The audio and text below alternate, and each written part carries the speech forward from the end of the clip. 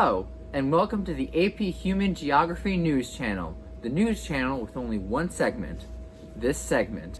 My name is David Palomar. I am your host, and your producer, and your director, and your cameraman, and your tech assistant, but most importantly, I am your classmate. Today, I will be talking about the documentary Catching the Sun.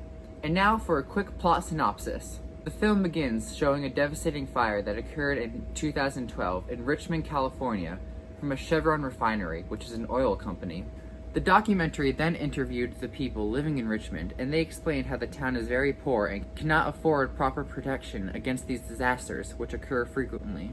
The documentary has many parts to it, one of which follows a group of unemployed workers in Northern California who begin training with the company Solar Richmond.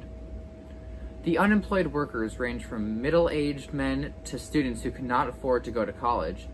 We are shown the training that these workers receive in the areas of solar energy. This includes them understanding how solar energy works and also how to install solar panels. These are known as green-collared workers, green for the environment. Another part of this documentary follows Zhongwei Zhang, a Chinese entrepreneur. He founded his solar company, WesTech, in 2003. The documentary follows him as he goes around the world making partnerships with large energy companies. We see him go to Germany, India, throughout China, and then finally, the US. Since the airing of this documentary, WesTech has grown and now has establishments in the United States. The main part of this documentary follows Van Jones, an American solar activist and author. He worked for the small company Green for All, an organization whose stated goal is to build a green economy while simultaneously lifting citizens out of poverty. Van Jones wrote the book Green Collar Economy. The main message from this book is that blue-collar jobs don't exist as much anymore due to technological advancements. It is harder for low-income people to get jobs. However, green-collar workers work for the environment, and there are plenty of jobs for them right now. It appeared to Jones that President Obama was the first president to take action during the climate crisis. Jones was offered a job at the White House where he was the spokesperson for Green for All. Unfortunately, those in the government who were against Jones's ideas spoke out against him, and the media soon turned against him. On September 6, 2009, Van Jones was greatly pressured and forced to resign from his position in the White House. He resigned through an email stating, "I came here for others, not myself." All in all, this documentary showed the many ways that solar energy is being influenced around the world, whether it be in the working class, large businesses, or those trying to make a difference. This documentary also talked about methods that are in place to help push forward the green economy. One method that countries have used is the implementation of electricity centers. These are large fields filled with just solar panels. Solar energy is collected and then sent to nearby cities. Pretty cool, huh?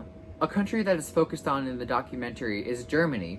In 2019, about 65% of Germany's electricity was from renewable energy, compared to the US, which uses about 17% renewable energy in 2019. Germany's goal was to turn off all nuclear power stations by 2022. They wanted to get rid of carbon emissions and use renewable energy and create jobs. This goal has changed, however, to a later year. Another country that was brought up a lot is China. China has the largest clean energy market in the world. The question is, how has China been able to add this much into solar energy? The answer is fear. China is ahead in the process because the government does believe in climate change and that it was created by man. With the phrase, energy security is national security, China has the mindset that in order to avoid conflicts with other countries, the answer is renewable energy. There are other sources of renewable energy than solar, wind, and hydropower. Countries such as Iceland use geothermal energy. The island and country of Iceland resides in between plate tectonics, allowing for the gas and heat from the Earth to be accessible. Currently, 99% of Iceland's power is renewable energy. 30% from geothermal energy, and the rest from hydropower from dams. The green economy, as Van Jones explains, is a way to save the environment. It gives us power for cheaper methods and provides jobs for the unemployed. Solar power is cheaper than regular or standard electricity.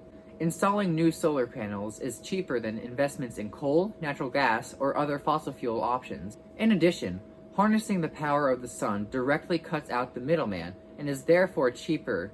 So, the question is, why hasn't the world gone green? And the reason is politics. Debbie Dooley from Atlanta, Georgia, who works for the Conservatives for Energy Freedom, stated that this is not a technical problem. It is a problem of political will. She explains that the big companies that provide energy now don't want to proceed with these new methods.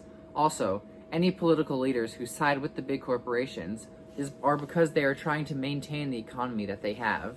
I did a little research on what Van Jones is doing today, and he has grown significantly. He is now a CNN political contributor and the host of The Van Jones Show and The Redemption Project. He has his own website too.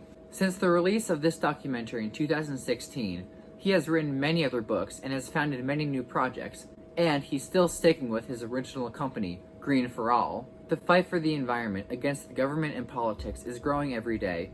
More and more there are activists, but more and more political leaders resist. However, Catching the Sun shows how solar energy provided power, cut expenses down, and provided jobs for Richmond, California within the span of a few months. I very much recommend this documentary for anyone interested in how the green economy crisis has evolved within the US and the world.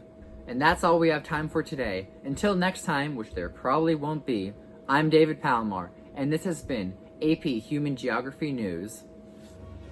No, I know this tie doesn't match this shirt. It's the only tie I had. That's been there the whole time? We did the agricultural unit already. There's been a cow there? I know it's a green screen.